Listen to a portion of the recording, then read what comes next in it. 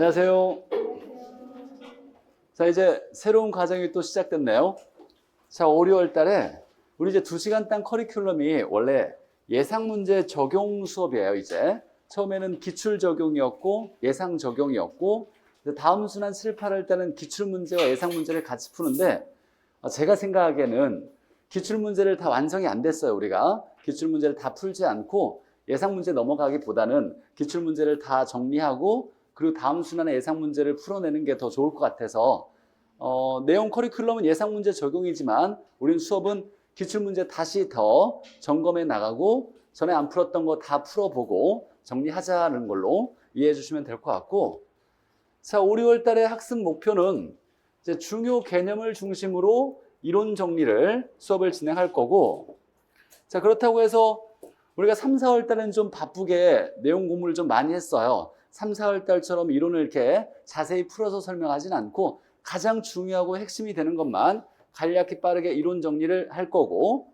자, 그리고 3, 4월 달에 기출 적용 과정이 있었는데 여기서 풀지 못했던 기출 문제를 같이 교재의 기출 문제 풀이를 완성하는 걸로 목표를 잡을 거예요. 나머지 안 풀렸던 거 기출 문제 다 풀어갈 거고, 전에 풀어봤던 것도 좀 중요하다 생각하면 다시 풀어볼 거고, 자, 그리고 기출문제에 모든 지문을 이해하려 노력한대요. 그러니까 답을 찾는 게 중요한 게 아니라 나머지 지문도 왜 그렇게 됐는지가 중요한 거예요. 이제 문제를 많이 풀다 보면 24회에 나왔던 것이 29회에 답이 아니었던 게 답으로 나오는 경우를 이렇게 많이 볼 거예요. 그러니까 우리 시험은 답이 나왔던 게 계속 답으로 나오는 게 아니라 답으로 나오지 않았던 다른 지문이 바뀌어서 답으로 나오는 경우가 많으니까 다른 지문까지 다 해석하는 걸 노력하셔야 될 거고, 자, 그래서 핵심 키워드를 중심으로 제가 이제 문제 풀어주는 방식들을 좀 따라서 하시면 좋을 건데, 어떤 단어가 나오면 어떤 지문이 나오겠다, 이 단어가 나오면 뭐가 짝지어져야 된다, 이런 지문들이 많아 있어요. 그런 걸 중심으로 키워드를 중심으로 지문을 해석하는 능력을 좀 기르는데 목표를 좀 두고, 자, 공부는 이제 어떻게 할 거냐면, 자, 이론 학습이 부족한 경우라면 제가 보기에는 완벽한 사람이 좀 많지 않아요. 그러니까 가능한 늦게 들어오신 분은 당연히 그래야 되고, 3, 4월 달에 이론 정리 수업을 한번 좀 배속을 좀 높여서 1.2배속, 1.3배속으로 해서 내용을 한번 쭉 훑어보고 가능한 수업에 참여하셔서 1차만이라도 동차까지 준비하더라도 5, 6월 달에 1차의 학개론과 민법을 좀 정리해야 돼요. 완성해 나간다. 안정적인 합격 점수를 맞는 데 목표로 하겠다라고 생각하시면서 단원별로 차근차근 1차 과정은 따로 시간을 내셔서 공부를 하셔야 돼요. 이제 직장도 다니시는 분도 있고 어려운 환경이겠지만 올해 꼭 합격을 하겠다는 목표로 둔다라면, 동차를 하겠다라면 이 시기에 좀 노력하셔야 돼요, 1차를. 1차가 지금 완성이 안 되면 이제 7월달 가면 2차 공부가 어려워져요. 자꾸 쫓겨요. 1차도 안 되는데 2차가 공부가 될 리가 없어요. 그러니까 1차를 완성해 주는 걸로 5, 6월달 계획을 잡아서 1차만은 반드시 복습을 하거나 예습을 할 수 있도록 좀 노력하셔야 돼요. 이론이 부족하면 강의를 한번 듣고 오시면 좋고, 늦게 들어오시는 분은 당연히 하셔야 돼요. 그래서 이론을 좀 알아야 되고, 개념 코드, 암기 코드 드렸으니까 가능한 자주 보면서 이제 적어도 1단원이나 2단원까지 우리가 오늘 경제론 중간까지 배울 건데 이거 배우는데 한 10몇 개밖에 없어요. 암기 코드가. 오늘 이거 배울 거니까 이런 암기 코드는 내 머릿속에 딱 정리해두고 수업에 들어와야 되겠다라고 생각하면서 적용해서 문제 풀 수 있도록 연계를 좀 시키는 노력을 할 거고, 자, 그 다음에 결국 이거예요. 기출 적용 완성 과정. 이제 예상 문제 적용이지만 우리는 이제 기출 문제를 다 풀어낼 거니까 이 진도에 맞추어서 이론을 내가 따로 정리를 해야 돼요. 그래서 1시간 이상이든 2시간이든지 간에 시간을 내서 이론 정리를, 내가 부족한 이론이 있다라면 꼭 암기하려고 하는 시간을 좀 갖고서 다음 주에 또 저랑 같이 공부해야 돼요. 만약에 우리 교재가 이론이 조금 너무 간추려서 요약적으로 나오다 보니까 단어들로 이렇게 압축해서 나오다 보니까 이해가 안 되는 경우가 있어요. 정말로 이해가 안 되면 기본서는 너무 두꺼워서 우리가 그걸로 공부하기는 좀 부적합하니까 요약집을 하나 구입해서, 많이 비싸지 않아요. 요즘 뭐 커피 한 잔 값이면 살 수 있으니까 요약집을 하나 사서 이론 정리를 하는데 내가 좀 도움을 받겠다 해서 요약집을 구입하셔도 괜찮아요. 자, 결국은 그래서 이론과 기출을 연계지어서 공부해 나가는 걸 목표로 할 거고, 아까 얘기했듯이 답을 찾는 게 중요한 게 아니에요. 중요 지문을 중심으로 이해하려고 모든 지문을 해석하려고 노력하는 게 중요하다.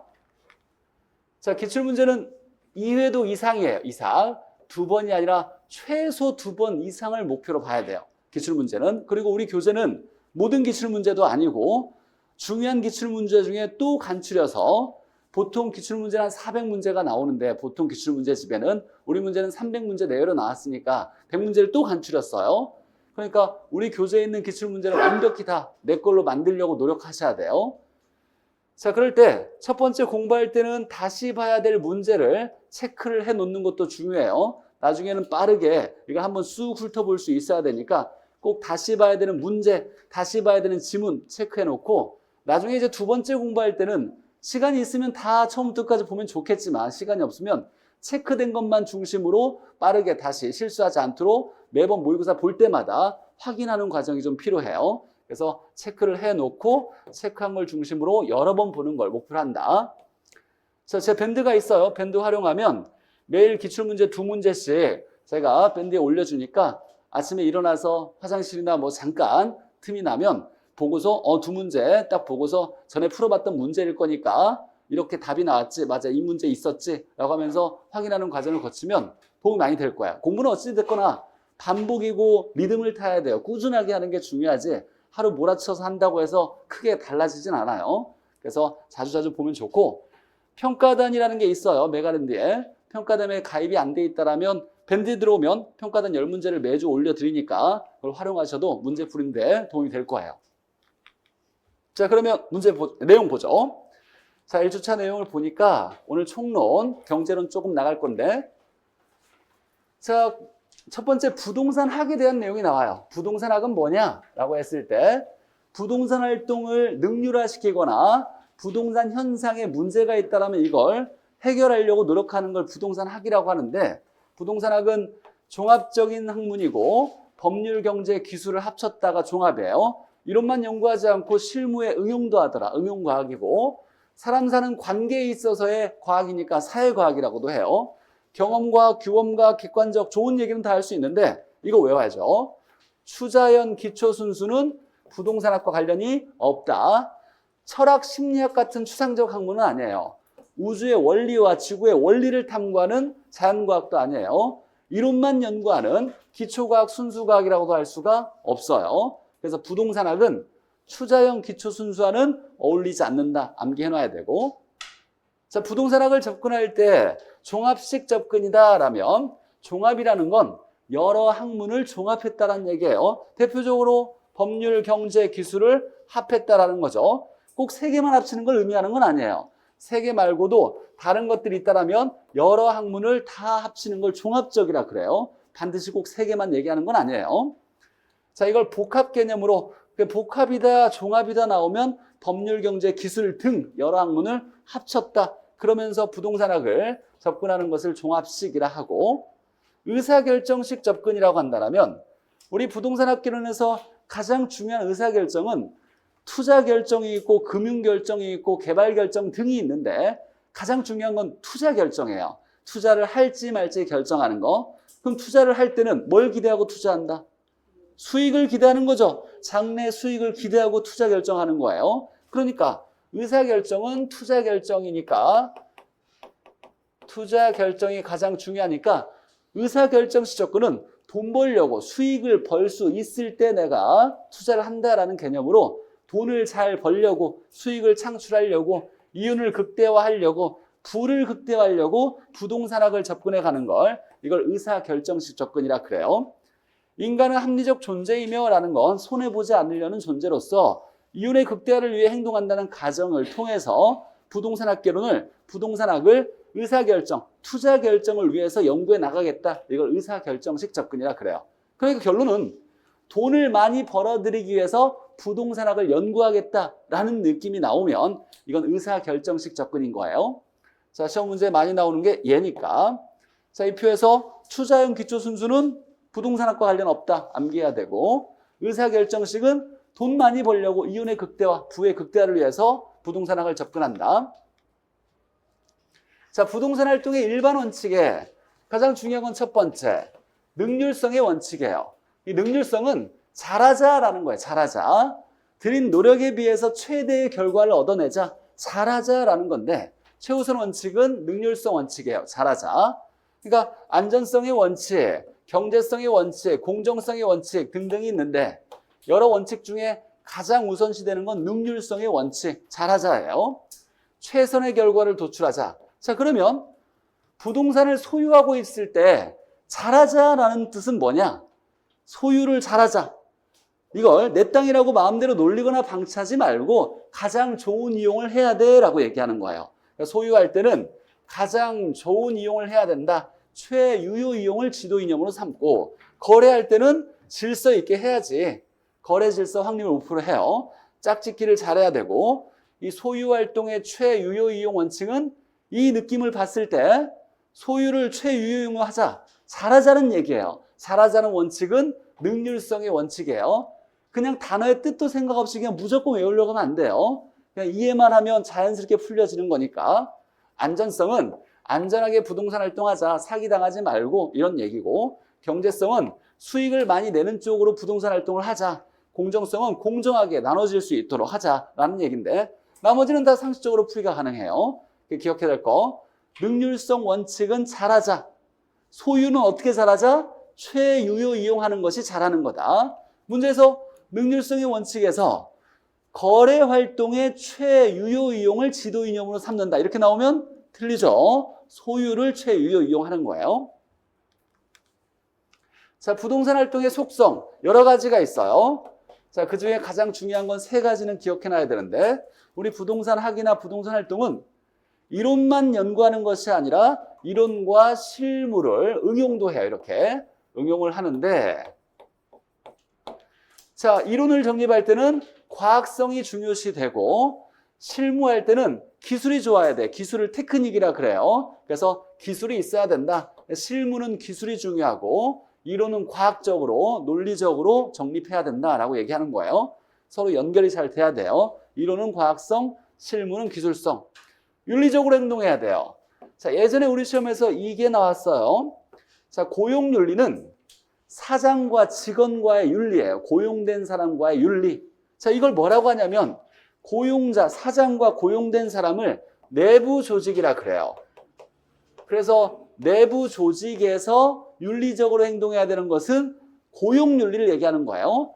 이 조직윤리는 외부 조직 간의 윤리를 얘기하는 거예요. 그래서 머릿속에 암기할 때 제가 조직윤리는 이 단어를 기억해 놓고 외부 조직윤리다. 외부 조직 간의 윤리를 조직윤리라 그래요. 외부 조직은 뭐냐면 동업자 간의 윤리, 사장과 조직이나 외부 협회와의 윤리, 이걸 조직윤리라 그래요. 얘는 외부 조직 간의 윤리, 동업자 간이나 외부 협회나 외부 조직과의 이런 윤리를 조직윤리라 그래요. 서비스 윤리는 우리가 이제 서비스라는 개념은 당연히 알아야 돼요. 누구한테 서비스하냐면 의뢰인에게 서비스하는 거예요. 고객에게 응대해 주는 걸 서비스라 그래요. 아무한테나 다 서비스하는 게 아니라 뭔가 요청하는 사람, 고객, 의뢰인에게 응대해 주는 걸 서비스라 그래요. 그럼 누구하고 윤리? 고객과의 윤리예요. 고객과의 윤리를 얘기하고 공중은 다수의 시민에 따라서 시민에 해당되는 윤리를 얘기해요. 자, 그러면 중요한 건 고용윤리는 직원과 사장과의 윤리를 얘기하는데 이런 직원과 사장과의 이런 관계를 내부 조직이라 그래요. 그 문제에서 내부 조직에 나타나는 윤리를 조직윤리라 한다 그러면 틀려요. 조직윤리는 외부 조직의 윤리라고 나와야 돼요. 그래서 단어를 외부 조직윤리 이렇게 딱 기억해놔야 돼요. 조직윤리는 내부 조직이 아니라 외부 조직을 얘기하는 거예요. 자, 부동산 활동은 대인 활동이자 대물 활동이다. 동시에 대인 활동이자 동시에 대물 활동이에요. 즉 사람과의 관계도 중요하고 부동산이나 물건을 대상으로 하니까 대인 활동이자 대물 활동이다. 3차 수준으로 갈수록 고차원의 전문가적인 부동산 활동이 돼요. 3차로 갈수록 전문가 활동이다 라는 거. 자, 우리가 이제 복합 개념의 부동산의 개념을 이해할 때 복합 개념으로 이해하는데, 자, 복합 개념은 법률, 경제, 기술. 시험 문제에 가장 많이 나온 건 얘죠. 경제적 개념의 부동산 5가지 반드시 외워야 돼요. 뭐가 있냐면 자산, 자본, 생산재, 소비재, 상품 꼭 암기해야 되죠. 출제자가 보너스로 줄 때 내는 거예요. 자산, 자본, 생산재, 소비재, 상품. 경제는 돈과 관련이 있으니까 자산, 자본과 관련돼 있고 경제활동은 수요, 공급을 얘기하니까 생산 요소면 공급이고 소비재는 수요와 관련돼 있고 거래하는 거는 상품이라고 얘기하니까 생산재, 소비재, 상품. 생산 요소를 생산재라고도 해요. 자, 먼저 경제적 개념을 잘 기억해놔야 되고, 자, 법률에서는 민법에서 정의하는 걸 협의, 좁은 의미의 부동산은 토지와 정착물, 광해 부동산에는 넓은 의미의 부동산에서는 토지 정착물에다가 얘에다가 뭘 하나 더한다? 준부동산을 더한다. 준부동산은 부동산이 아닌데 부동산에 준하여 취급하겠다라는 거예요. 준주택은 주택이 아닌데 주택으로 취급해 주겠다. 준지대는 토지의 임대료가 아닌데 토지 임대료로 취급해 주겠다. 준자는 아닌데 그렇게 해 주겠다예요. 그러니까 얘는 부동산이 아니에요. 뭐다? 동산 등이에요. 부동산과 비슷하게 등기 등록하는 동산 등을 얘기한다. 근데 부동산과 비슷하게 등기 등록하니까 부동산은 무조건 등기 등록해야죠. 그러니까 부동산과 비슷하게 등기 등록하는 동산 등이 있더라. 자동차 항공기 같은 게 그래요. 자동차 항공기, 선박, 재단 등등 이런 건 동산 등인데 부동산과 비슷하게 등기 등록해요. 이걸 준부동산이란다. 그럼 준부동산은 부동산이에요? 아니죠. 부동산 아니에요. 준부동산은 동산 등인데 법률에서 뭐에는 포함시켜 주겠다? 광의의 부동산에는 포함시켜 주겠다라고 나와야 돼요. 그러니까 준부동산은 부동산은 아니에요. 동산 등인데 어디에 포함시킨다? 광의의 부동산에 포함시켜 주겠다라고 얘기하는 거예요. 자, 그 다음에 기술적 물리적 개념은 눈에 보이는 모습으로 보는 거예요. 형태가 있으니까 눈에 보이는 모습으로 보는 거예요. 위치, 공간, 자연 환경은 눈에 보이는 모습으로 본 거다. 자, 여기서 마지막으로 하나 기억할 건 유형적 나오면 이건 뭘 얘기한다? 기술적이나 물리적 개념을 얘기하는 거예요. 법률과 경제는 형태가 없어요. 무형이고 유형이란 말 나오면 기술적, 물리적에만 해당되는 내용이에요. 자, 그래서 복합 개념의 부동산. 여기서 중요한 건 이거 5가지를 꼭 기억해놔야 돼요. 자산, 자본, 생산재, 소비재, 상품. 준부동산은 등기 등록하는 동산 등을 얘기한다. 유형적 나오면 기술적, 물리적 개념밖에 없다라고 얘기하는 거. 자, 우리가 복합 용어에서 방금 배웠던 건 복합 개념의 부동산이에요. 부동산의 개념을 복합으로 보겠다. 법률, 경제, 기술적 측면으로 보겠다를 이걸 복합 개념의 부동산이고, 자, 얘는 전혀 다른 얘기예요. 복합 부동산. 자, 법률적으로 토지와 건물은 독립된 토지도 토지 등기부가 있고 건물도 건물 등기부가 있어요. 각각 독립된 부동산인데 부동산 활동의 대상이 될 때, 즉 예를 들면 수요 공급 같은 거래할 때 떼어놓을 수 없는 관계가 있다. 예를 들면 아파트를 팔 때는 건물 판 거예요? 토지 소유권 판 거예요? 같이 판 거죠. 따로 나눠서 아파트 거래한 적 있어요? 없어요. 아파트를 거래할 때는 건물과 토지 소유권이라는 대지 사용권을 같이 합쳐진 걸로 거래가 일어나요. 이건 건물만 얘기하는 게 아니라 건물과 토지 소유권을 같이 얘기하는 거예요. 떼어놓을 수 없는 관계가 있다. 자, 이럴 때 일체에 결합된 상태로 취급될 때 이걸 토지와 건물을 합쳐서 뭐라고 한다? 복합 부동산이라 그래요. 얘와 얘를 헷갈리면 안 돼요. 문제에서 토지 건물이 나와서 일체로 나오면, 결합된 상태로 나오면 복합 개념의 부동산이 아니라 복합 부동산이라고 나와야 돼요. 가장 이제 기본이 되는 단어 개념이었고, 자, 그래서 복합 부동산과 복합 개념의 부동산을 구분할 수 있어야 되고, 자, 우리가 정착물을 얘기할 때 이제 붙어져서 건물이나 토지에 부착된 물건이 부동산으로 간주되는 경우가 있어요. 이걸 정착물이라 그래요. 법률에서 협의든 광의든 토지 정착물은 다 부동산으로 준하여 취급한다라고 그랬어요. 자, 이럴 때 보니까 얘는 부동산인 거예요. 이게 가장 중요한 거예요. 건물에 붙어도 토지에 붙어도 부동산으로 보는 거예요. 그렇다는 얘기는 여기 있는 건 다 부동산 맞아요. 부동산으로 보겠다는 거죠. 정착물이니까 다 부동산을 보겠다는 거예요. 이게 가장 중요한 거예요. 이 표를 볼 때 하나씩 다 외우는 게 중요한 게 아니라 야, 여기에 해당되면 다 부동산으로 보겠다라는 거구나. 정착물로 보겠다는 거구나. 건물에 부착될 때는 붙일 만한 이유가 있고 단단히 오랫동안 붙여져 있으면 되는 거예요. 그래서 영구적으로 부착되어 있거나 용도에 맞게 제작되어 부착했다. 붙일 만한 이유가 있으니까 그런 거예요. 임대인이 부착해야 돼요. 임차인이 부착하면 이사 갈 때 떼어갈 수 있다고 보니까 오랫동안 붙일 목적으로 부착한 게 아니라고 보는 거예요. 임대인이 부착해야 되고.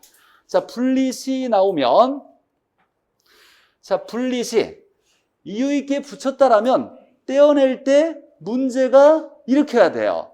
떼어냈는데 아무 문제가 안 일어났어. 그럼 붙일 만한 이유가 없었던 거예요. 그러니까 분리할 때, 제거할 때 건물의 물리적, 기능적 손상이 있어야 된다라는 거. 손상이 없으면 이건 붙일 만한 이유가 없었던 거예요. 그럼 정착물로 안 본다는 거예요. 자, 떼어낼 때, 분리시 제거할 때 손상을 일으켜야 붙일 만한 이유가 있었다. 그러면 건물 정착물로 보겠다. 그러면 부동산으로 보겠다라는 거고. 자, 토지에 붙여져 있는 물건, 이렇게 독립과 종속이 있는데 얘는 토지에 붙어져 있는 정착물을 독립된 누구 거 소유권이 따로 인정될 거냐, 아니면 이 정착물의 소유권은 주인이 당연히 땅 주인이 갖는 거냐를 얘기하는 거예요.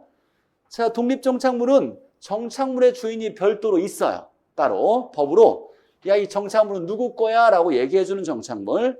이건 별도로 정착물의 주인은 땅 주인이 그냥 갖는 거야. 별도의 소유권이 인정되지 않고 땅 주인이 갖는 걸 종속 정착물이라 그래요. 그러니까 정착물의 소유권이 별도로 인정되면 독립 정착물, 땅 주인에게 속해져 있으면 종속 정착물. 근데 4개 뺀 나머지는 다 종속 정착물이에요. 4개. 건물 누구 거예요? 건물 주인이 있죠? 건물 주인은 어떻게 알아요, 우리가? 건물 등기부의 소유권자 거예요. 그러니까 땅 주인 거가 별개고 건물 등기부를 보면 소유권자가 있을 거예요. 등기된 임목 누구 거예요? 등기부에 있는 소유권자 거예요. 나무를 등기하면 임목이라 그래요. 등기부가 있으니까 따로 별도의 소유권자가 있는 거예요. 명인 방법으로 소유권이 구분된 나무, 이름을 밝힌 나무인데 내 거라고 이름을 밝힌 나무예요. 이름 밝힌 사람 거지. 땅 주인공은 별개예요. 타인 토지에서 재배되고 있는 농작물 누구 거예요? 경작자 거예요. 땅 주인 게 아니라 경작하고 있는 사람 거지. 자, 이건 우리나라에서 야, 토지에 붙어져 있는 정착물 중 이 4가지는 땅 주인이 그냥 갖는 게 아니라 별도의 소유권이 있는 거야 라고 정해놓은 거예요. 건물, 등기된 임목, 명인방법, 수목, 남의 땅에서든 재배되고 있는 농작물은 무조건 경작자 거. 나머지는 다 땅 주인이 알아서 갖는 정착물이고 부동산인 거예요. 국어 인공수로 또랑 기억해놔야 돼요. 우리 시험에 여러 번 나왔으니까 축대, 도로, 교량, 제방, 돌담 이런 것들 다 땅 주인이 무조건 갖는 거예요. 특히 매년 경작의 노력을 요하지 않는 다년생 식생과 나무, 그냥 알아서 잘 자라는 나무예요. 정착물이에요? 정착물 맞아요? 네. 맞아요. 이거 중요해요. 정착물이에요. 다만 독립정착물이 아니라 땅 주인이 그냥 갖는 종속정착물인데 정착물 맞아요. 부동산으로 보는 거예요. 알아서 잘 자란 나무는 땅 주인이 갖는 종속정착물이다. 자, 그러면 정착물이 아니면 우리가 부동산이 아니니까 동산이 되는데 임차인이 설치하면 이사 갈 때 떼어갈 수 있다고 보니까 임시로 부착한 거다. 정착물 아니다. 동산. 가식수목. 임시로 잠깐 심어놓은 거죠. 영구적으로 부착할 목적으로 심어놓은 게 아니니까 얘도 정착물이 아니니까 동산, 부동산으로 볼 수 없어서 동산. 판잣집, 임시로 지어놓은 집이니까 영구적으로 살 집이 아닌 거예요. 그래서 얘도 정착물 아니니까 동산 이렇게 보는 거죠. 등등 많겠지만 대표적으로 이 3가지는 정착물로 보지 않는 거예요. 정착물로 보지 않는 건 이 3가지밖에 없어요. 이 안에 있는 건 다 정착물로 보는 거예요. 이렇게 정리하고, 자, 토지의 분류. 일총론에서 우리가 반드시 틀리면 안 되는 거 토지의 분류예요. 꼭 다 정리해서 내 걸로 만들어야죠. 자, 첫 번째 부지는 어떤 용도로 사용되는 바닥 토지는 다 부지라 그래요. 바닥에 있는 토지는 다 부지예요. 하천 아래든 철도 아래든 다 바닥에 있는 토지를 부지. 건물을 지을 수 있든 없든 구분하지 않아요. 가장 큰 개념의 포괄적 개념이고, 자, 부지 중에서 건물을 지을 수 있는 토지를 택지, 지어져 있거나 지을 수 있는 토지는 다 택지라 그러고, 이걸 공법에서 대지라고 하고, 건축할 수 있는 토지고, 우리가 주거용, 상업용, 공업용 건물을 건축할 수 있는 토지를 주거용 토지, 상업용 토지, 공업용 토지라고 얘기해요. 그래서 부지 중에 택지가 있고, 자, 택지 중에서 지목이 대인 토지가 있어요. 지목대. 이건 주거용, 상업용 토지만을 지목이 된. 그러니까 주택과 상가만 지을 수 있는 토지를 지목이 대라 그래요. 이 안에는 지목이 대인 토지가 있더라. 이렇게 되는 거죠. 자, 그럼 부지는 모든 토지를, 바닥 토지를 부지라는데 이 중에 여기는 건축할 수 없는 토지고, 맞아요? 맞아요? 지금 여기 색깔 칠한, 빗금 칠한 거. 이 안에는 건축할 수 있는 택지를 얘기하고, 이 중에서 이 안에 들어가면 주택과 상가를 지을 수 있는 거죠. 그럼 여기는 뭐예요? 공장 지을 수 있는 토지를 이렇게 얘기할 수 있겠네요. 그림으로 봤을 때. 자, 나머지 한번 쭉 보죠. 후보지는 용도지역 상호 간에 전환이 이루어지고 있는 토지에 전환 중에 있는 토지. 근데 중요한 건 얘를 모르고서 외우면 안 돼요. 우리가 학개론에서 용도지역은 뭘 얘기하냐? 택지, 농지, 임지를 용도지역이라 그래요. 감정평가상 용도지역은 학개론에서 택지, 농지, 임지를 용도지역이라 한다. 그럼 얘는 택지, 농지, 임지 상호 간에 전환 중인 토지. 이행지는 용도지역 내에서 전환 중인 토지. 그래서 우리가 후간 이내라 그랬어요. 후보지는 용도지역 상호 간에, 이행지는 용도지역 내에서 전환 중인 토지. 자, 필지는 소유권 범위를 나타내고, 우리가 등기할 때는 필지별로 등기해요. 필지별. 그래서 등기 등록단이에요. 등기 등록단위. 등기하면 하나의 지번이 부여될 거고, 등기법상 중요한 개념이에요. 법률상 개념이에요. 등기법상 필지별로 등기하니까. 소유권 범위를 나타내는 건 필지. 획지, 시험 문제에 가장 많이 등장했던 토지예요. 가격이 비슷한 일단의 토지, 한 덩어리의 토지를 획지라 그래요. 그러니까 일획지는 가격이 비슷한 덩어리예요. 소유권이 몇 개로 구분됐느냐, 이거 전혀 중요하지 않아요. 가격만 비슷한 덩어리가 한 덩어리 일획지. 어떤 넓은 토지가 있어요. 필지가 뭐 100필지로 나눠져 있어. 근데 다 두 개의 가격으로 비슷하대. 요만큼 비슷하고 요만큼 비슷하대. 그럼 몇 획지라고 봐야 돼요? 2획지로 보는 거예요. 가격만 비슷한 한 덩어리를 우리가 획지, 일획지라 그래요.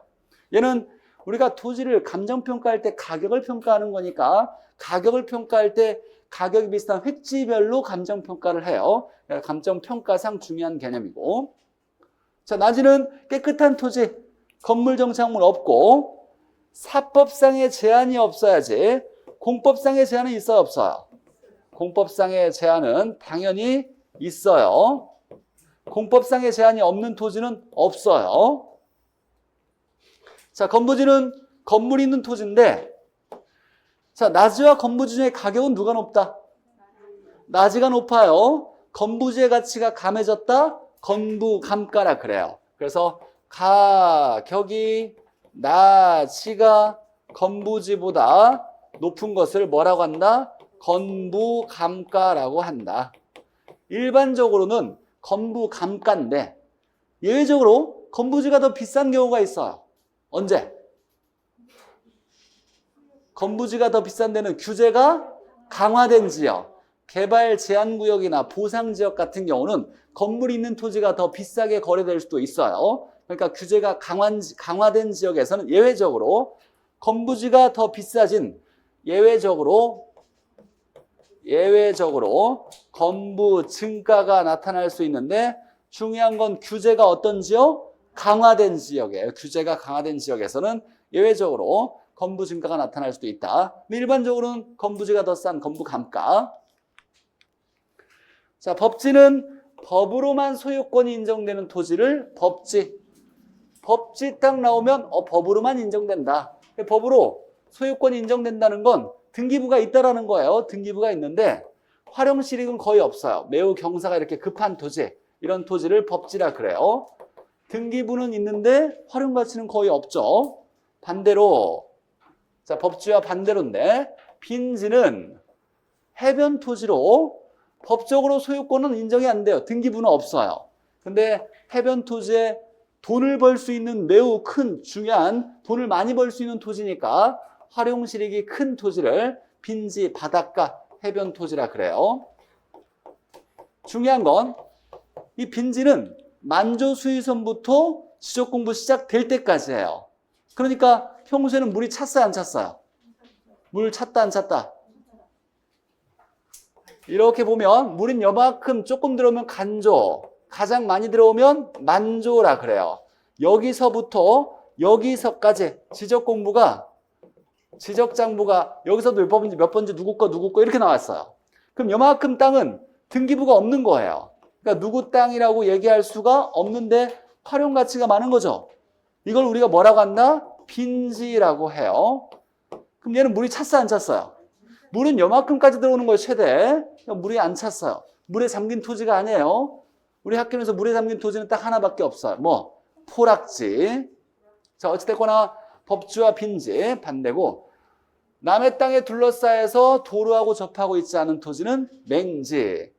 맹지에서 도로 접속면을 일부 가지게 되면 자루 모양의 대지라고 하고, 맹지는 건축할 수가 있어요, 없어요?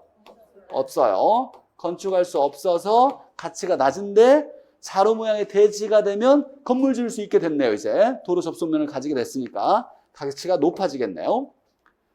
자, 중요하게 봐야 될 거 휴한지, 유휴지. 휴, 쉴휴. 정상적으로 쉬게 하는 토지예요. 정상적으로 쉬게 하는 토지는 휴한지. 자, 얘는 유휴지, 공한지는 바람직하지 않게가 중요해요. 바람직하지 않게 놀리거나 비워둔 토지. 유원지 생각하면서 유자가 놀러 가는 곳 유원지. 바람직하지 않게 놀리는 토지. 빌공자예요. 바람직하지 않게 비워둔 토지를 얘기해요. 바람직하지 않게 놀리면 유휴지. 바람직하지 않게 비워뒀다라면 공한지라 그래요. 유휴지는 농지 중에서 농사 안 짓고 그냥 내버려둔 방치한 토지를 유휴지라 그러고, 공한지는 도시 토지 중에서 건물 안 짓고 그냥 알박기 하고 있는 토지예요. 그래서 바람직하지 않게 토지를 이용하고 있지 않은 토지, 유휴지, 공한지.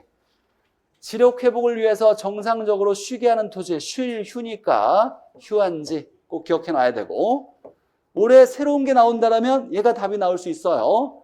이 문제 틀리면 절대로 안 되는 거죠, 청론에서. 자, 건축 바닥 면적을 제외한 빈 공간, 이걸 공지라 그래요. 근데 우리가 이제 기억할 것이, 건폐율은 하나의 대지에서 건물 바닥 면적의 넓이 비율을 건폐율이라 그래요. 건폐율이 높아지면 건축 면적이 넓어질 수 있어요? 좁아져야 돼요? 넓어질 수 있어요? 토지는 건폐율이 높은 게 좋아요? 낮은 게 좋아요? 높은 게 비싸요. 건물을 넓게 지을 수 있으니까. 그럼 얘는 건물을 넓게 지을 수 있으니까 이게 하나의 대지에 건축을 더 넓게 이렇게 지을 수 있다라면 얘 빈 공간을 공지라 그러죠. 더 넓게 지으면 공지가 어때져요? 공지가 줄어들어요. 이렇게 된다라는 거. 건폐율과 공지는 반비례 관계예요. 그럼 우리가 건폐율이 높아진다라는 건 규제가 강화된 거예요? 완화된 거예요? 기억해놔야 돼요. 규제 완화된 거예요. 규제가 완화된 거다. 그러면 건축 규제가 완화될수록 공지는 어때진다? 줄어든다. 이 질문 어려운 거예요. 규제가 완화됐다는 건 건폐율이 올라갔으니까 건물을 넓게 지어도 되니까 주변에 빈 공간이 줄어든다라는 거예요. 기억해놔야 되고, 이제 어렵게 나온다라면 건폐율과 관련된 공지가 나올 수 있으니까 건폐율과의 관계를 이해해야 되고, 이런 건 실수할 수 있으니까 내가 한번 시간 들여서 천천히 한번 따져봐야 돼요. 논리적으로. 당연히 그렇구나라고. 자, 집안이 무너져서 중요한 건 물에 잠겨요. 하천으로 변한 토지 또는 하천, 강, 호수, 바다에 잠겼다. 바다에 잠겼다 또는 물에 잠겼다. 이건 포락지밖에 없어요. 포구에 떨어진 토지니까 배가 드나들려면 물이 있어야 돼요. 포구는 배가 드나드는 곳을 얘기해요. 물에 떨어진 토지를 얘기해요. 물에 떨어진 토지는 포락지밖에 없고. 자, 소자는 원래 바탕소. 그래서 자연 그대로 개발되기 전에 자연 그대로의 토지. 선화지는 고압선 아래 토지를 선화지. 자, 올해 나올 수 있는 중요한 내용이니까 꼭 암기해놔야 돼요. 올해 법령이 바뀌었으니까. 자, 주택을 분류할 때 방금 토지의 분류를 배웠고, 이번 시험은 주택의 분류와 토지의 분류가 두 문제로 나올 수도 있어요.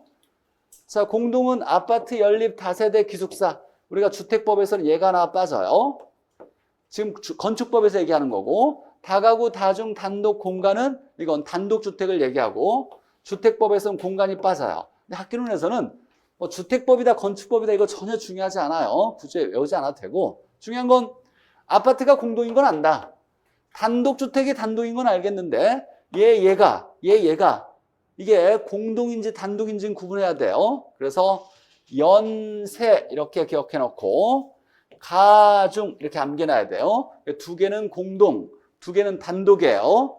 무조건 암기해야 돼요. 연세 가중에 두 개는 공동, 두 개는 단독 이렇게 되고, 자, 그 다음에 층수고 얘는 연면적의 합이에요. 한 동의 바닥 면적의 합을 연면적이라 그래요. 연면적의 합을 얘기하고 660을 얘기해요. 그래서 4, 4, 3, 3, 6 이렇게 기억해놔야 돼요. 4, 4, 3, 3, 6. 얘 하나만 초과되어 있고 나머지는 다 이하다. 4, 4, 3, 3, 6 해서 첫 번째만 초과, 나머지는 다 이하. 아파트는 몇 개층 이상? 아파트는 5개층 이상인 건 당연히 상식으로 알고 있어야 되고, 그러면 얘하고 얘가 똑같아요. 얘도 3개층, 3개층, 660, 662 하니까 구분을 해야 되겠죠. 이때 구분할 때 다중주택은 독립된 주거 형태가 아니한 거라고 기억해놔야 돼요. 학생이나 직장인이 장기간 거주할 수 있는 곳으로 별실마다 취사시설을 갖추지 아니하여 독립된 주거 형태가 아니한 것을 이걸 단독주택이라 그래요. 독립된 주거 형태 아니한 거. 자, 그래서 다중주택은 36 이하 이하인데 여기 하나 더 독립된 주거 형태가 아니한 거라고 기억해놔야 되고, 자, 준주택은 주택이에요? 주택이 아니에요? 주택이 아니죠. 그래서 주택 외의 건축물인데 뒤에 보니까 주거용으로서 사용되는 이라고 나올 거예요. 즉 주택이 아닌 건축물인데 주거용으로 사용하니까 주택 취급해 주겠다. 그래서 준주택이라 그래요. 자, 도시형 생활주택은 300세대 기억해놔야죠. 300세대 미만에 분양가 상한제가 적용되지 않는 주택 기억해놔야죠. 분양가 상한제도 올해 핫하니까. 자, 도시형 생활주택 분양가 상한제 적용되지 않는다. 공법에서 경제자유구역청, 관광특구, 도시형 생활주택 이거 분양가 상한제 적용되지 않는다라고 외울 거예요. 외웠어야 되고. 300세대 기억해놔야죠. 자, 올해 나올 수 있는 중요한 내용이니까 꼭 암기해놔야 되고. 자, 그 다음에 중요한 거. 자, 작년, 재작년 다 중요하게 다뤄졌으니까 자, 이거 한번 보죠. 표준산업 분류표에서 부동산업을 구분할 때, 자, 일단 첫 번째는 부동산업을, 즉 돈 받고 나라에서 일해주고 돈 받을 수 있는 업이라고 볼 수 있는 거, 부동산업이라고 볼 수 있는 건 첫 번째 2개로 나눠진다. 이거 하나 기억해놔야 돼. 첫 번째. 이걸 다 하나씩 외우려는 게 아니라 부동산업은 크게 임대 및 공급업, 관련 서비스업 이렇게 나눠진다. 임대 및 공급업, 관련 서비스업. 자, 그 다음에 임대 및 공급업은 그냥 임대업 있고 공급업 있는 거예요. 공급업은 개발과도 관련이 있으니까 개발업자가 공급자니까 개발 및 공급업이라 그래요. 임대업, 공급업 이렇게 나눠진다. 그 다음에 두 번째는 얘를 외워야 돼. 얘. 관련 서비스업에는 이렇게 있다. 서비스라는 단어를 좀 기억해놔야 돼요. 누구한테 응대하는 거예요? 고객한테 응대하는 걸 서비스라 그래요. 우리가 애프터 서비스 하면 사후 관리니까 서비스가 관리를 포함하는 거 있어요. 그래서 관리업이 여기에 들어가고 중개 서비스예요. 누구한테 중개하는 거예요? 의뢰인한테 중개 업무 해주는 거예요. 자문도 서비스예요. 투자 상담 온 사람에게 자문해 주는 거예요. 평가도 서비스예요. 감정평가 의뢰인에게 평가해 주는 거예요. 얘들이 가장 대표적인 부동산과 관련된 서비스업이에요. 중개, 자문, 평가 이렇게. 자, 그러면 두 개 기억해야 될 건 부동산업은 임대 및 공급업, 관련 서비스업. 관련 서비스업에는 관리업, 중개, 자문, 평가 이렇게 구성되어 있다. 관리업이 관련 서비스업에 포함되는 거예요. 그 다음에 하나 이제 마지막으로 기억해야 될 것이 자, 임대업인데 부동산 임대업이래요. 그럼 어떤 부동산이 가능한 거냐? 모든 부동산이에요. 주거용, 비주거용, 기타 부동산 모든 부동산 임대업 가능하다. 다 부동산업이다. 개발 및 공급업도 어떤 부동산을 개발 및 공급업 할 거냐? 모든 부동산이에요. 주비기 다 가능하다. 근데 중요한 건 얘예요. 관리업, 어떤 부동산의 관리업만 부동산업이냐? 주거용, 비주거용만 있는 거지. 기타 부동산이나 기타 시설에 대한 관리업은 부동산업에 해당되지 않는다. 이게 세 번째. 이 표에서 기억해야 될 것은 부동산업은 임대 및 공급업, 관련 서비스업. 관련 서비스업에는 관리업, 그 다음에 중개, 자문, 평가업. 관리업에는 기타 부동산 관리업에 해당되지 않는다. 이렇게 기억해놔야 돼요. 중개업에는 당연히 대리업 포함되어 있어요. 대리업 할 수 있고 자문은 투자 자문이죠. 투자 상담이죠. 자문은 상담업이에요. 컨설팅을 얘기하는 거예요. 투자 상담업을 얘기하고 평가는 감정평가업을 얘기한다. 자, 금융업, 투자업 할 수 없어요. 돈 빌려주는 건 은행에서 해주는 거지 부동산업과 관련 없고. 자, 공인중개사는 부동산을 사고 팔고 하면서 이익을 내는 투자업을 직접 할 수가 없어요. 투자업 안 돼요. 중개를 해야지 직접 사고 팔고 투자하면 안 된다. 그래서 금융업, 투자업은 안 돼요. 투자업은 안 되고 투자 상담업은 가능해요. 투자 상담은 가능하지만 투자업은 안 되는 거고 얘 중요하죠. 관리업이라면 앞에 뭐가 들어갔는지를 잘 봐야 돼요. 기타 시설의 관리업은 해당 사항이 없다. 기타 부동산의 관리업은 해당 사항이 없다.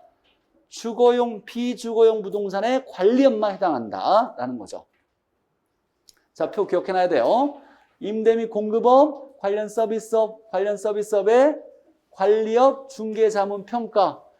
관리업은 기타 부동산 관리업에 해당 사항이 없다. 이렇게 세 가지 딱 기억해놔야 되고.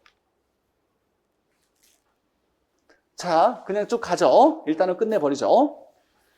자, 토지의 자연적 특성에 자, 부부 연계가 있고 인문적 특성이 이렇게 네 가지 뭐 고가성이라는 것도 들어갈 수가 있는데 일단 보면 내용을 자, 자연적 특성은 변하지 않는 성질이에요. 불변적 성질이에요. 변하지 않다. 그럼 예외가 있어요, 없어요?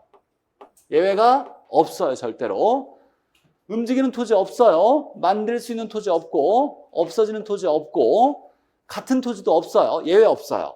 근데 얘는 눈에 보이는 물리적 성질인 거예요. 물리적 성질. 물리적. 얘는 눈에 보이는 성질이에요. 눈에 보이는 성질이 예외 없다라. 그럼 물리적으로 뭐가 다 안 된다, 안 된다, 안 된다, 안 된다예요. 물리적으로는 다 안 돼요. 즉 움직이지 않으니까 물리적이 변한다, 안 변한다? 안 변한다. 만들 수 없으니까 물리적 공급이 된다, 안 된다? 안 된다. 없어지지 않으니까 물리적인 감가가 배제된다. 물리적 감가가 일어난다, 안 일어난다? 안 일어난다. 개별성이고 물리적 대체가 불가능하다. 대체할 수가 없다. 눈으로 보이는 건 다 안 되는 거예요. 그러니까 자연적 특성 이 네 가지는 물리적 성질이 모두 안 된다, 안 된다, 안 된다, 안 된다예요. 물리적 성질은 안 되는 거예요. 그러니까 자연적 특성 때문에. 자, 인문적 특성은 사람이 토지를 이용하면서 변할 수도 있더라. 변할 수 있는 성질을 얘기하고 변할 수 있더라. 가변적 성질을 얘기하는 거예요. 변할 수 있는 건 경제적 성질을 얘기해요. 그러면 경제적으로는 가능하다. 가능하다 이렇게 나와야 돼요. 경제적 공급은 가능하다.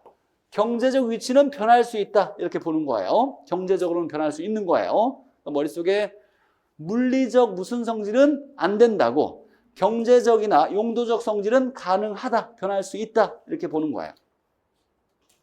자, 그러면 인문적 특성에 용도의 다양성, 용도가 다양하대요. 토지가 있는데 이 토지의 이용이 딱 하나로 정해져 있는 것이 아니라 이용할 수 있는 용도가 다양하대요. 용도가 다양해서 용도를 바꿀 수 있어요. 중요한 건 용도가 다양하니까 용도를 전환할 수가 있어요. 전환한다. 전환한다를 이행한다고도 얘기해요.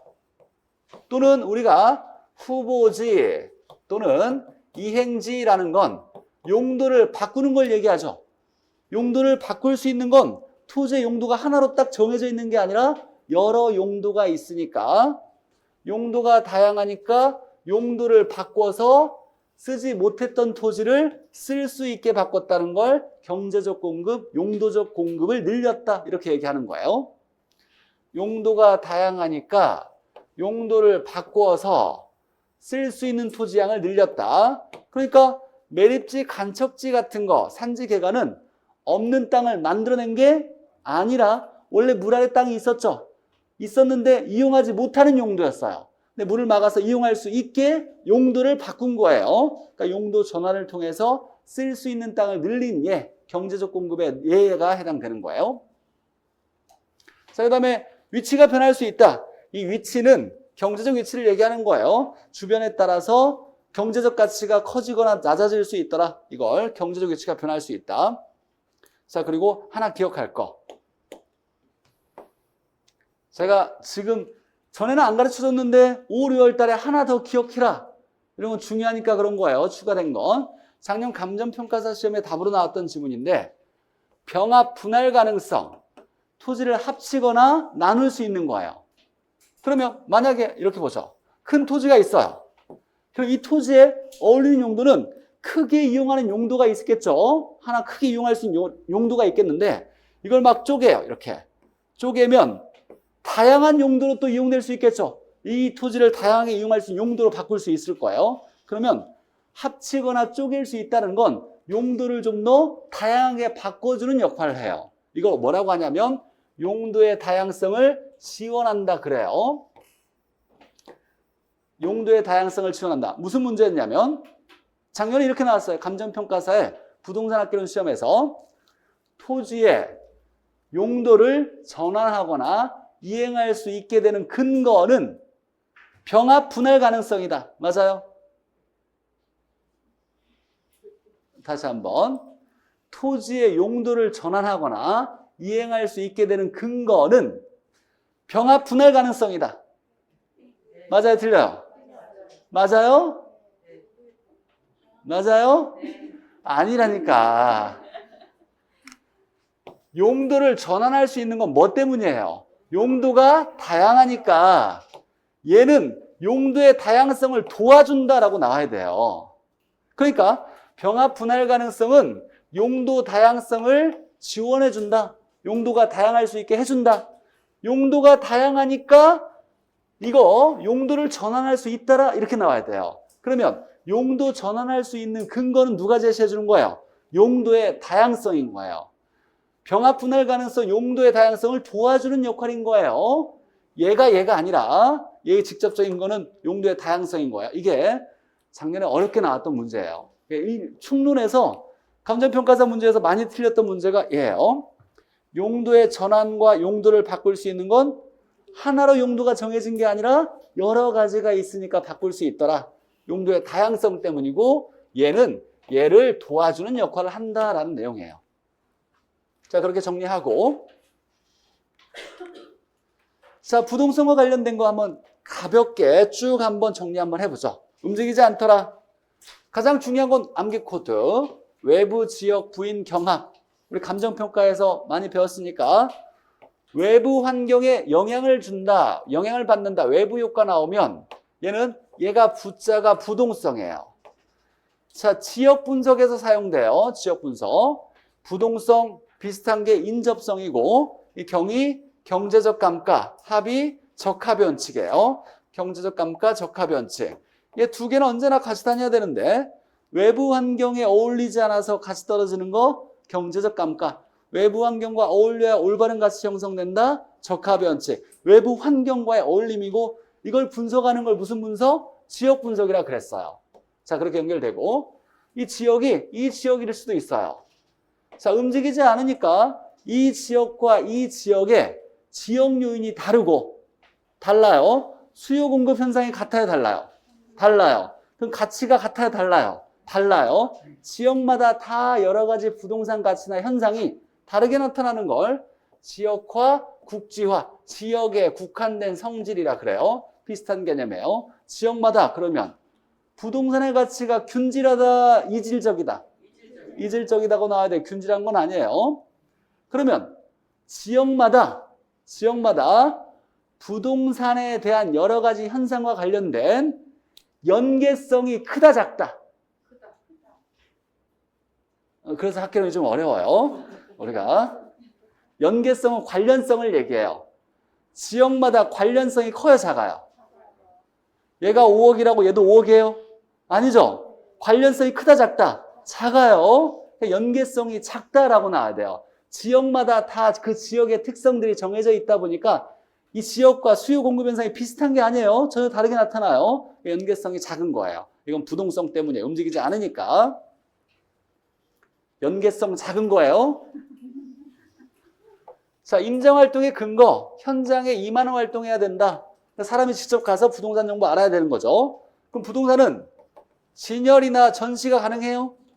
불가능하죠. 부동성 때문에 움직이지 않으니까. 진열 전시가 안 되니까 사람을 데리고 직접 부동산에 가서 정보 알아야 된다. 자, 네 번째, 소유권 권리 가치로 거래가 된다. 우리가 기본적으로 알아야 될 건 거래의 확실한 건 물건을 건네줘야 확실하게 거래하는 거예요. 움직일 수 있다면 물건을 주고 돈 받으면 돼요. 그럼 확실하게 거래한 거예요. 확실하죠? 돈 주고 물건 건네줬으니까. 그렇죠? 물건 받았으니까.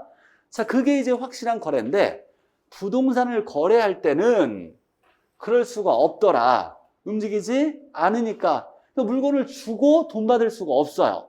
어떻게 할 수밖에 없어요? 물건이 움직이지 않으니까.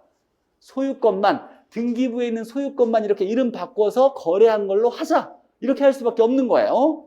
확실해요? 확실하지 않아요? 확실하지 않은, 확실해요. 확실하지 않는 거예요. 물건을 내가 받아야 확실한 거예요. 근데 부동산은 그럴 수가 없대요. 그러니까 아무렇게나 이름 바꾸면 안 되니까 나라에서 야 이거 위험하다. 법적으로 무조건 다 아무나 손댈 수 없게 하자. 그래서 등기법을 만들어서 제도화 시킨 거예요. 어쩔 수 없으니까 그런 거예요. 움직이지 않으니까. 동산은 움직이니까 물건 주고 돈 받으면 되는데 확실한 거래하는데 부동산은 그럴 수 없더라. 그러니까 등기부의 소유권만 바꿔서 이전한 걸로 하자. 거래한 걸로 하자라고 얘기해요. 이름 바꾸는 거 어렵지 않잖아요. 아무나 손댈 수 있으면 안 돼. 그래서 법으로 딱 정한 거예요. 아무나 손댈 수 없게. 자, 어찌됐거나 소유권 권리의 가치로 거래되는 건 물건을 주고받고 거래하지 못하는 건 부동성 때문에 움직이지 않으니까. 자, 규제 용이성. 숨길 수 있어요? 움직이지 않으니까 숨길 수 없어요. 그러니까 정부가 규제하기 편해요. 어떤 권역에 들어가면 그 지자체에 지방세를 내야지 토지가 움직이지 않으니까 야, 나는 다른 지자체 낼 거야. 이렇게 할 수가 없어요. 만약에 경기도에 토지가 딱 정해져 있으면 움직이지 않으니까 경기도 지자체에 재산세, 지방세 내야 되는 거예요. 조세수입의 근거가 된다. 부동성. 자, 부중성은 이만큼만 알면 되는데 자, 만들 수 없더라. 물리적으로 땅의 양을 늘릴 수가 없다. 그러면 만들 수 없으니까 야 유한하고 희소하고 토지가 부족해질 수 있겠네. 그럼 좋은 토지는 서로 차지하려고 욕구가 생겨서 경쟁하겠죠. 그래서 소유욕이 생겨서 경쟁하더라. 그럼 서로 살려고 하면 땅 가격이 높아진다라는 거죠. 또는 지대가 높아진다. 이걸 발생한다라고도 해요. 지대가 발생하거나 지가가 발생할 수 있다. 서로 찾아오려고 하니까 가격이 높아지는 거예요. 그럼 땅을 넓게 이용해요? 좁게 이용해요? 좁게 집중적으로 이용해야 되겠죠. 땅 가격이 비싸니까. 토지를 집중적으로 이용하는 걸 집약화, 집약적 이용이라 그래요. 그럼 건물을 지어서 이용하면 건물이 고층화돼요, 저층화돼요? 고층화되는 거예요. 고층화되거나 지하화되겠죠. 우리가 공간을 개념을 얘기할 때 지표, 공중, 지하 이 세 개를 합쳐서 뭐라고 그래요? 3차원 공간 또는 입체 공간이라고 그러는 거예요. 그러니까 집약한다는 건 건물 지었을 때 위로 올라가거나 아래로 깊게 내려가는 거, 공중, 지하까지를 잘 활용하는 거니까 이걸 입체화라고도 얘기해요. 건물을 입체화시켜서 이용한다. 똑같은 얘기예요. 자, 그리고 출제자가 좋아하는 게 얘인데 토지는 만들 수 없어서, 자, 특히 이 두 개 다 중요해요. 만들 수 없으니까 어쩔 수 없이 공익을 우선하는 개념이 필요하다. 공익을 우선하는 거예요. 이 말은 개인 권리를 일부 제한하거나 침해할 수도 있다라고 얘기하는 거예요. 토지 공개념인데 예를 들면 정부가 정책을 펼칠 때 어떤 지역에 저소득층을 위해서 공공임대주택을 만들려고 그래요. 근데 정부 땅이 없어. 그럼 개인 땅을 강제로 사들이죠. 무슨 방식? 수용 방식. 근데 어떤 사람은 우리 3대째 막 귀한 토지를 이렇게 내려왔어요. 너무 소중한 토지인데 정부가 수용한대. 안 팔 수 있어요? 그럴 수 없죠. 무조건 정부한테 팔아야 돼요. 수용계획이 발표되면. 개인 권리를 침해하는 거예요. 안 팔고 싶은데 정부한테 팔아야 되니까. 이때 정부가 하는 얘기가 야, 만들 수 있었으면 내가 만들어서 했을 건데 정부 이익을 위해서가 아니라 공익, 다수의 저소득층을 위해서 하는 거니까 개인 권리 좀 침해할 수밖에 없어. 공익을 위해서. 만들 수 있었으면 내가 할 건데 만들 수 없으니까 어쩔 수가 없어. 이걸 토지의 공개념이라 그래요. 최유효 이용. 야, 만들 수 없는 귀한 토지인데 네가 가지고 있어? 그럼 그냥 놀리거나 방치하면 안 되고 뭘 해야 된다? 잘해야 돼. 소유를 잘해야 돼. 뭐 해야 된다? 최유효 이용이에요. 여기서 하나 더 기억하면 최유효 이용의 근거를 마련하는 건 두 가지예요. 자, 첫 번째, 내가 잘 이용해야 돼. 귀한 토지니까. 만들 수 없는 귀한 토지니까 무슨 성? 부증성이죠. 자, 부증성 때문에 만들 수 없으니까 잘 이용해야 돼. 최유효 이용의 근거가 돼요. 근데 토지는 이용이 딱 하나로 용도가 정해져 있지 않고 여러 용도가 있어. 이 여러 용도 중에서 가장 좋은 용도를 찾아내야 돼. 이렇게 얘기하는 거예요. 자, 그러면 최유효 이용 근거가 하나가 뭐냐면 용도가 다양하더라. 용도가 다양하니까 이 다양한 용도 중에 가장 좋은 이용을 찾아내야 돼 라고 얘기하는 거예요. 얘는 자연적 특성이고 얘는 무슨 성? 인문적 특성인 거예요. 그래서 최유효 이용의 근거가 되는 것은 두 가지예요. 자연적 특성의 부증성, 인문적 특성의 용도의 다양성이에요. 이것도 그냥 무조건 이거다 외우지 않고 가능한 학계로는 이해를 근거로 해서 외워야 돼요. 느낌이 중요해요. 가장 잘 이용해야 돼. 왜 그렇지? 야, 만들 수 없이 귀한 땅이니까 가장 잘 이용해야 돼. 자, 그 다음에 한 토지 용도가 다양하니까 그 중에서 가장 좋은 이용을 찾아내서 이용해야 돼 라고 얘기하는 거예요. 가장 좋은 이용이 있대요. 가장 최유효 이용. 여러 가지 중에 가장 좋은 이용을 찾아야 돼 라고 얘기하는 거예요. 그래서 이 두 가지가 최유효 이용의 근거가 된다. 나머지는 쭉 설명했던 내용들이니까 부증성이었고. 자, 영속성 없어지지 않더라. 우리가 감정평가에서 물리적 감가, 감가 요인은 세 가지가 있죠. 어떻게? 물리적 감가, 경제적 감가, 기능적 감가. 눈에 보이는 마모 파손은 물리적 감가. 외부 환경과 적합하지 않으면 경제적 감가. 내부 구성 요소인 개별 요인이 균형을 못 잡으면 기능적 감가. 이 세 가지가 있었어요. 자, 토지는 마모 파손이 안 돼요. 그렇죠? 마모 파손이 안 되니까 물리적 감가를 뭐 한다? 배제시킨다. 물리적 감가가 일어나지 않는다를 배제시킨다. 적용하지 않게 한다라는 걸 얘기하는 거예요. 소모가 돼요, 안 돼요? 안 되죠. 그럼 소모를 전제로 한 어떤 이론이나 법칙이 적용된다, 안 된다? 적용되지 않는다. 배제가 중요한 거예요. 적용되지 않는다. 자, 소득이득과 자본이득을 동시에 얻을 수 있게 하는 거. 이게 영속성이죠. 영속성. 소득이득은 임대료 수입, 자본이득은 가치상승분, 사용하면서 얻는 거 사용이익, 처분할 때 얻는 거 처분이익이라고도 하죠. 이거 한번 잠깐 볼게요. 이제 우리가 감정평가까지 좀 배웠으니까 뭐 한 번 배웠다고 다 내 건 아닐 거예요. 복습해야 돼요. 다음에 감정평가 들어갈 때 조금 더 자세히 정리해 주려고 노력하겠지만 내 토지를 여기서 샀어요. 여기서 매입을 했더라. 이만큼 보유하고 있어요. 여기서 그래서 처분했어요. 자, 이걸 기간말이라고 그래요. 기간말. 보유기간 끝에 처분했다. 이렇게 얘기하고. 자, 나머지 조건은 갖춰져 있어요. 임차인은 있는 거예요. 이 토지에 임차인은 충분히 있는 거고. 자, 우리가 중요한 건 토지가 없어지냐 없어지지 않냐를 보는 거예요. 그러면 보유하고 있는 동안에 없어지지 않죠. 그럼 필요한 사람에게 임대해주고 임대료 받겠네요. 그래서 보유하는 동안에 임대료를 보장해줘요. 임대료가 뭐라고 하냐면 이걸 소득이득이라 그래요. 그래서 소득이득을 얻을 수 있어요. 무조건 얻을 수 있어요? 그래, 임대료 임차인은 있는 거예요. 땅이 없어지지 않으니까 얻을 수가 있어요. 왜 얻을 수 있어요? 없어지지 않으니까. 얘가 5억 주고 샀는데 7억이 됐대요. 그럼 팔면 2억이 남아요. 그렇죠. 이거 가치상승분이에요. 가치가 2억이 올라갔다. 그래서 이득을 얻는데 얘를 자본이득이라 그래요. 자, 이제 여기서 중요한 게 얘가 7억이라는 가치가 인정되려면 과거에 돈을 많이 벌었어야 돼요? 미래에 돈을 벌어야 돼요? 미래에 돈을 벌어야 돼요. 미래에 돈을 벌어야 얘가 가치가 인정되는 거예요. 그러니까 과거에 돈 벌었는데 야, 미래는 돈을 못 벌어. 그럼 이 7억이라는 가치가 형성되지 않을 거예요. 그런데 처분한 뒤에도 토지가 없어져요? 안 없어져요? 안 없어져요. 영속적이다 보니까 미래 수익이 보장되어서 이 미래 수익을 당겨오면 장래 수익을 뭐하여? 환원하여 현재 값을 구한 걸 뭐라 한다? 가치라 그래요. 맞죠? 가치를 장래 편익을 환원해서 현재 값으로 바꾼 걸 가치라 그래요. 맞아요? 그러니까 없어지지 않으니까 장래 수익이 보장되는 거고 얘를 당겨와서 가치가 7억이 인정받아서 가치상승분의 이익을 얻을 수 있는 거예요.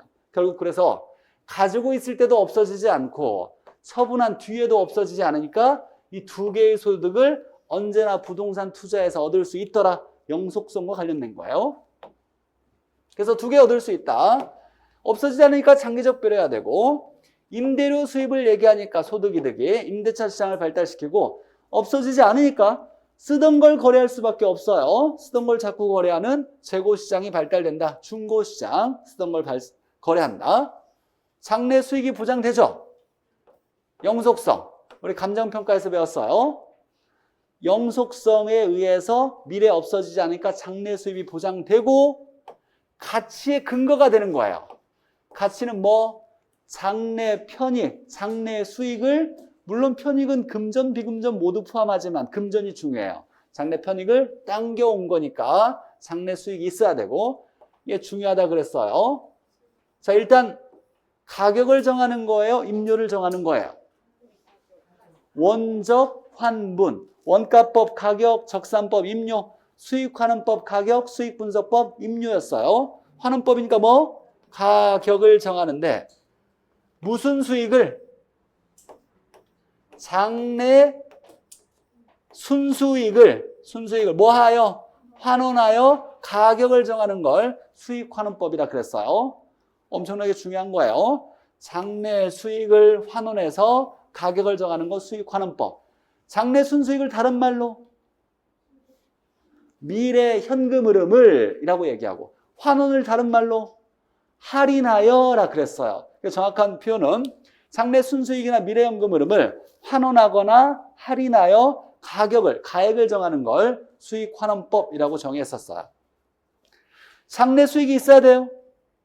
그렇죠. 장래 수익이 있어야 돼요. 가치가 장래 편익을 현재 값으로 당긴 거예요. 없어지지 않으니까 장래 수익이 보장되는 거예요. 그래서 장래 수익을 보장해 주거나 근거가 되는 거 영속성 가치 수익환원법. 여기에 하나를 더 배웠어요. 그래서 무슨 원칙이 중요하다?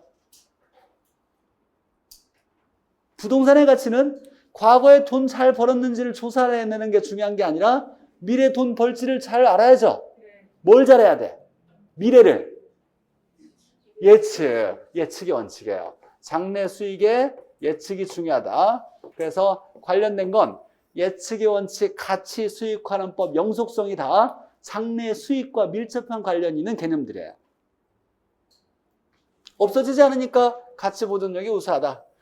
물론 중요한 원칙은 아니죠. 우리가 중요한 건 적합이냐 균형의 원칙이냐, 이게 두 가지가 가장 중요한 건데, 예측이라는 건 장래 수익 예측하는 거예요. 장래 수익을 예측하는 게 중요하다. 이렇게 연결된 거. 총 가치 수익 환원법, 영속성, 예측의 원칙은 4개가 항상 같이 다녀야 돼요. 장래 수익이라는 내용으로. 자, 개별성. 같은 게 없더라. 물리적으로 대체가 안 돼요. 우리가 기형 배웠어요. 개별 분석에서는 개별성, 기능적 감가, 균형의 원칙, 기형 암기해야 되고, 자, 일물일가 법칙이 적용되지 않는다죠. 적용을 배제시킨다. 한 종류의 물건의 하나의 가격으로 똑같지가 않더라. 다 개별적이니까 일물일가 법칙 적용이 안 된다. 자, 부동산의 중요한 거. 이거 이제 계속 나오는데 좀 어느 정도 이해를 해야 돼요. 부동산의 정보를 알아내기가 쉬워요, 어려워요? 어렵죠? 왜냐면 A 부동산이 있는데 얘가 5억이래요. 좀 비슷해 보이지만 얘를 5억이라고 할 수 있냐? 그렇지 못해요. 뭔가 다른 요인들이 많죠? 부동산마다 다르게 가치를 만들게 하는 요인이 뭐예요?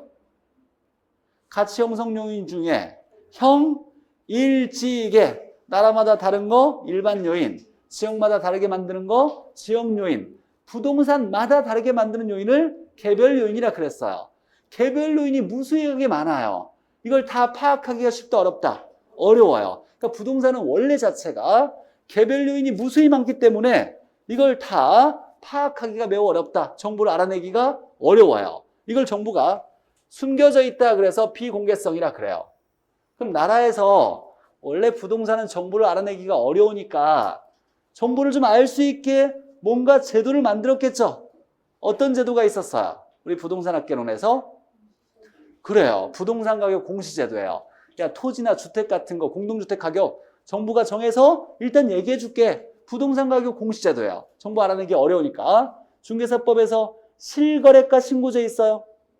실제 거래한 가격 공개해 줄게. 의무화해서. 그 다음에 등기부제도 있어요. 등기등록제도 있죠. 공시제도. 야, 기본적인 사항은 야, 지번만 가져가서 건물 번호만 알아서 등기부 때 보면 기본사항 다 알 수 있어.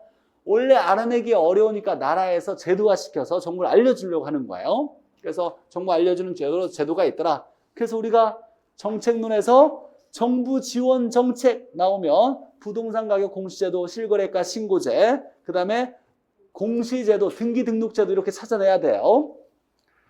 자, 그래서 정보를 알아내기 어려우니까 수요 공급자가 거래할 때 정보를 똑같이 알고 거래하기가 어렵다. 비대칭성. 같은 것끼리 묶는 걸 표준화하는데 같은 게 없더라. 표준화가 어렵다. 표준화가 돼야 조직을 잘 만드는데 표준화가 어려우니까 조직도 잘 못 만들더라. 결론은 부동산의 가치 추계가 가치를 산정하는 게 쉽다, 어렵다? 어렵다요. 누가 필요해요? 전문가가 필요해요. 이 전문가 누구라고 한다? 감정평가사가 필요한 거예요.